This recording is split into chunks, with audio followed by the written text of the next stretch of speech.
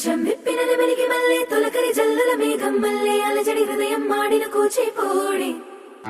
రంగుల దిద్దిన బొమ్మకు మళ్ళీ కవితలు వద్దిన పుస్తకమల్లే సంతోషంలో ముద్దుగా ఈ అమ్మాడి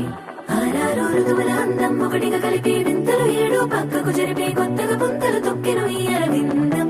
అమ్మమ్మో తాండవమాడే కృష్ణుడి నుండి వేణువ గానం తీయగ పండి రాధకు ప్రాణం ఉప్పొంగే ఆనందం